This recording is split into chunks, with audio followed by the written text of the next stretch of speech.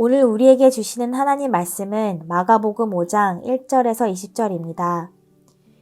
예수께서 바다 건너편 거라사인의 지방에 이르러 배에서 나오심에 곧 더러운 귀신 들린 사람이 무덤 사이에서 나와 예수를 만나니라. 그 사람은 무덤 사이에 거처하는데 이제는 아무도 그를 쇠사슬로도 맬 수 없게 되었으니 이는 여러 번 고랑과 쇠사슬에 매였어도 쇠사슬을 끊고 고랑을 깨뜨렸음이러라. 그리하여 아무도 그를 제어할 힘이 없는지라. 밤낮 무덤 사이에서나 산에서나 늘 소리 지르며 돌로 자기의 몸을 해치고 있었더라.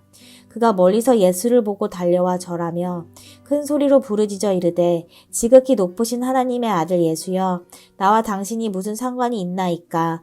원하건대 하나님 앞에 맹세하고 나를 괴롭히지 마옵소서 하니 이는 예수께서 이미 그에게 이르시기를 더러운 귀신아 그 사람에게서 나오라 하셨음이라. 이에 물으시되 네 이름이 무엇이냐. 이르되 내 이름은 군대니 우리가 많음이니이다 하고 자기를 그 지방에서 내보내지 마시기를 간구하더니 마침 거기 돼지의 큰 떼가 산 곁에서 먹고 있는지라. 이에 간구하여 이르되 우리를 돼지에게로 보내어 들어가게 하소서 하니 허락하신대 더러운 귀신들이 나와서 돼지에게로 들어가매 거의 2,000마리 되는 떼가 바다를 향하여 비탈로 내리다라 바다에서 몰사하거늘 치던 자들이 도망하여 읍내와 여러 마을에 말하니 사람들이 어떻게 되었는지를 보러 와서 예수께 이르러 그 귀신 들렸던 자, 곧 군대 귀신 집혔던 자가 옷을 입고 정신이 온전하여 앉은 것을 보고 두려워하더라. 이에 귀신 들렸던 자가 당한 것과 돼지의 일을 본 자들이 그들에게 알림해 그들이 예수께 그 지방에서 떠나시기를 간구하더라. 예수께서 배에 오르실 때에 귀신 들렸던 사람이 함께 있기를 간구하였으나 허락하지 아니하시고 그에게 이르시되 집으로 돌아가 주께서 내게 어떻게 큰 일을 행하사 너를 불쌍히 여기신 것을 네 가족에게 알리라 하시니 그가 가서 예수께서 자기에게 어떻게 큰 일 행하셨는지를 데가볼리에 전파하니 모든 사람이 놀랍게 여기더라. 아멘. 우리는 예수님이 한 영혼을 천하보다 귀하게 여기신다고 말합니다. 그 사랑을 이렇게 표현하기도 하지요. 이 세상에 사람이 나 혼자여도 예수님은 나를 구원하기 위해 십자가를 지셨을 것이라고 말입니다. 오늘 본문은 예수님이 한 사람을 얼마나 귀하게 여기시는지 보여줍니다. 그리고 비참한 한 사람이 예수님을 만나면 어떻게 인생이 변하는지 잘 보여줍니다. 예수님은 어떤 위험과 경제적 손해보다도 한 사람을 가치 있게 여기십니다. 먼저 예수님은 한 사람을 위해 폭풍을 뚫고 배를 타시고 이방인의 땅에 건너오셨습니다. 어느 날 예수님은 제자들에게 말씀하셨습니다. 마가복음 4장 35절입니다. 바다 저쪽으로 건너가자. 날이 저물고 저녁이 되었을 때였습니다. 광풍이 불고 파도가 배에 들이닥치는데도 예수님이 주무셨던 것을 생각하면 많이 피곤하셨던 것 같습니다. 제자들이 죽음의 공포를 느꼈던 것을 생각하면 웬만한 바람이나 파도가 아니었습니다. 하나님의 아들이신 예수님께서 큰 풍랑이 덮칠 것을 아셨을 텐데 좀 주무시고 환한 낮에 건너가도 될 텐데 저녁에 큰 풍랑을 뚫고 갈릴리 바다 건너편으로 오셨습니다. 예수님과 제자들이 도착한 곳은 거라사인의 땅이었습니다. 거라사는 이방인의 땅입니다. 유대인들에게 이방인은 부정한 사람이지요. 거라사에는 유대인들이 부정하다고 키우지 않던 부정한 동물 돼지가 적어도 2,000마리는 있었습니다.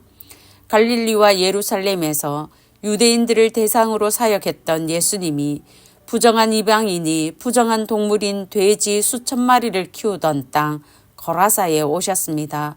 거룩하신 하나님의 아들이라면 꺼려야 하는 땅 같습니다. 그 모든 걸 감수하고 가실 정도면 도움이 필요한 수십 수백 명은 있어야 할 것 같습니다. 하지만 거라사 땅에서 예수님이 구한 사람은 단 한 사람이었습니다. 갈릴리 땅에 두고 온 사람은 한 명이 아닙니다. 4장 36절 세번역입니다. 그래서 그들은 무리를 남겨두고 예수를 배에 계신 그대로 모시고 갔는데 예수님은 그를 따르던 수많은 무리를 남겨두고 거라사 지역으로 오셨습니다. 그곳에는 예수님만이 구해줄 수 있는 한 사람이 있었기 때문입니다. 마치 안전한 곳에 있는 99마리의 양은 두고 한 마리의 양을 찾아 떠난 목자처럼 찾아오셨는데요. 예수님이 찾아온 사람은 더러운 귀신 들린 사람이었습니다. 더러운 귀신이 거처 삼았던 사람입니다. 그가 살았던 곳은 더러운 귀신과 잘 어울리는 무덤이었습니다. 부정한 시체가 있는 부정한 장소, 무덤이 그의 거처였습니다. 그는 밤낮 무덤과 산에서 짐승처럼 소리 지르고 돌로 자기 몸을 찌으며 살았습니다. 부정할 뿐 아니라 비참한 사람이었습니다. 악한 귀신 때문에 인간성과 삶이 파괴된 사람이었습니다. 어느 누구 하나 그를 사람으로 대하는 이는 없었습니다. 4절 하반절입니다. 아무도 그를 제어할 힘이 없는지라. 사람들 중에서 그를 제어할 사람은 없었다고 하는데요. 제어하다는 이 말은 참 비참한 말입니다. 헬라어로 다마조인데요. 길들인다는 뜻입니다. 야생동물이나 짐승을 길들인다고 하지요. 사람에게 사용하는 말이 아닙니다.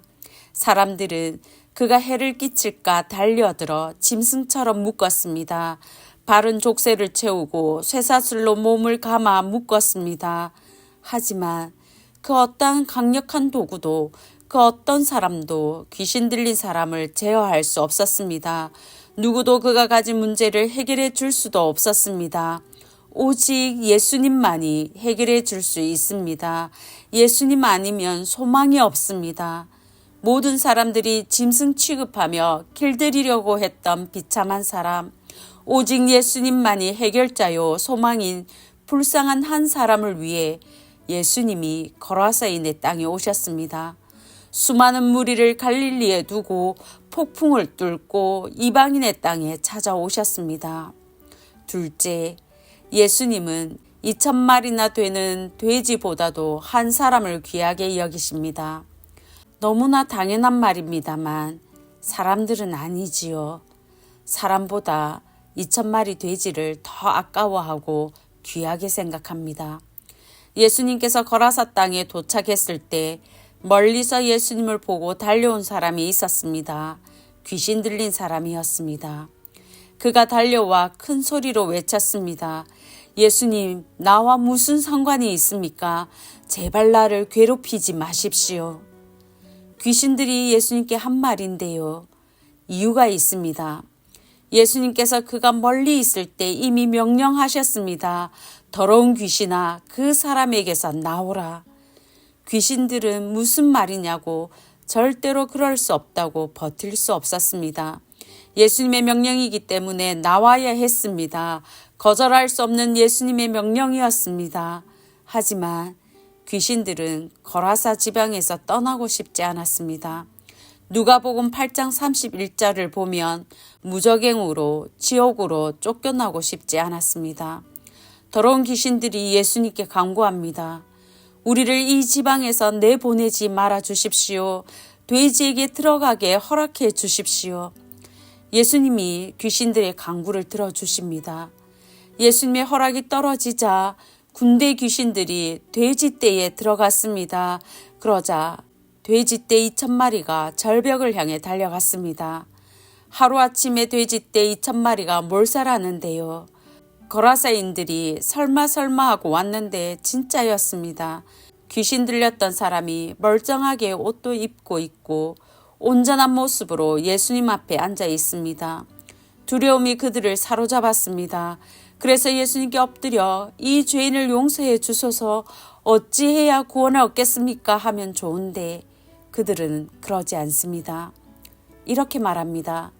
예수님, 우리 동네에서 떠나 주십시오.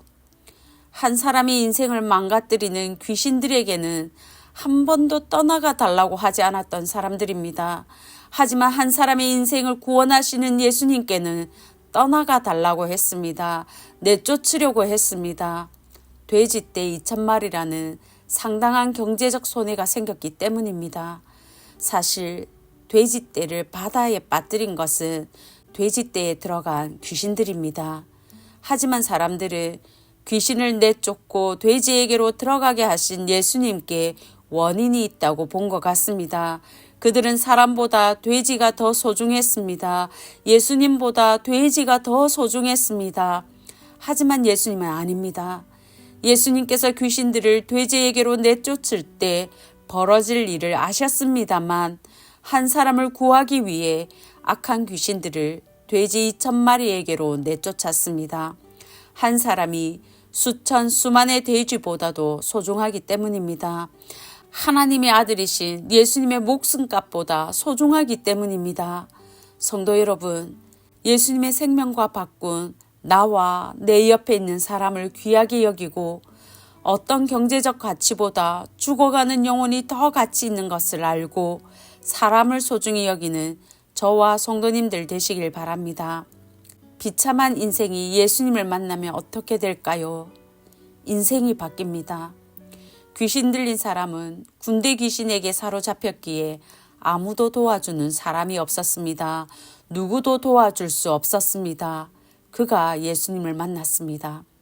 밤낮 소리치고 자해하던 사람이 살았으나 산 사람이 아니라 죽은 시체와 함께 살아야 했던 비참하고 불쌍한 사람이 무덤에서 나와 예수님을 만났습니다.